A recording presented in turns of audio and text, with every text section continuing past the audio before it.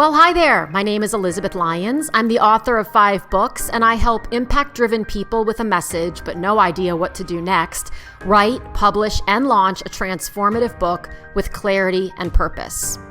Sonnet-sized tips are quick bursts of get me unstuck please advice that can help you get out of your head and back to getting your book written, published, and most importantly, making the impact it was designed to make. In the meantime, no matter where you are in the writing of your book, if you're looking for proven strategies and real solutions to real or myth-based problems, I invite you to visit publishaprofitablebook.com, where I have loads of free content, online courses, and other resources to get your damn book written already. The other day I was driving and I got a text from my oldest daughter, who I didn't know at the time was climbing a mountain. And the text said, I just learned a valuable lesson. When you climb to the top of the mountain, you actually have to climb back down. That is not a metaphor for life. That is an actual unfortunate lesson I just learned. And I first laughed hysterically. And to be clear, the text was being read to me by my Australian male Siri person. I was not reading it whilst driving.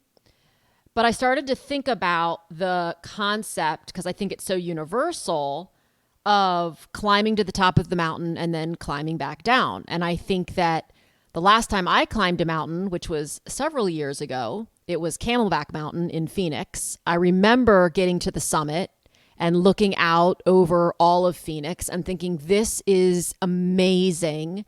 And then I was like, crap, now we have to go back down. You'd think that going down the mountain would be easier than going up, but yet not so much, because it is hard on the joints.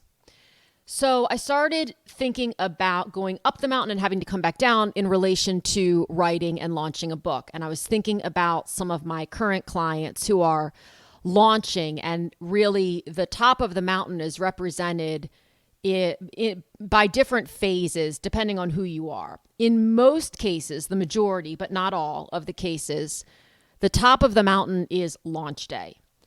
I've often said that launch day will be the most exciting and the most anticlimactic day of your life, because if you've set it up properly, it just goes on autopilot. So that's why it's anticlimactic, because we have this vision in our heads that launch day is, you're running around and sweating and answering emails and dealing with hiccups and all of this. If you've set it up properly, you're not doing any of that. You're just watching the numbers.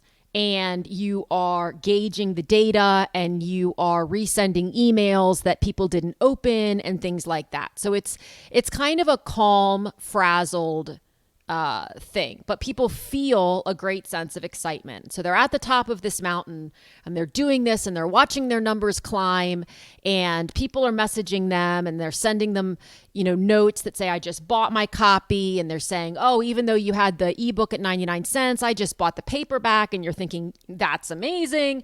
And on it goes. And then you get to the end of the day and you go to bed and you're super proud and excited for what's to come. And you wake up the next morning and now you've got to start climbing back down the mountain. And the reason is because you look at your numbers, and the day before, maybe you were number 5 in spirituality or health and wellness or personal growth. And now you're number 167, because if you did a promo, if you did, for example, a 1-day 99-cent promo, that was your push. You did that big push and you sold a lot of books and you moved a lot of stuff, and now you're not promoting anymore. And so it's off of people's radar. So now the climb down the mountain is not any less exciting. It's just a different perspective, and you have to utilize different muscles. I knew I would find an analogy in this somewhere. I just knew it. So more often than not, people start coming down the mountain of launching their book and they're like, well, I'm done now. Like it's dropped off. No one's buying. Okay, that was a really fun day. Now what? The thing I think is so important to remember, especially in the day and age of self-publishing, is that you are launching, not YOU''re, launching all the time. My first book, which is now titled Holy Shit, I'm Having Twins, came out originally in 2002. It's now 2020. I am still running ads and reaching out and reaching a whole new audience because there are new moms of twins every single day. And the book is now in its fourth edition, so it's still applicable. You can stop anytime you want. If you decide this just isn't for me, you can stop. But if you want to keep promoting your book, as long as the content is still relevant, and in most cases it absolutely is, then you just keep going. So that launch day that you had on day one, you can have that again and again and again and again.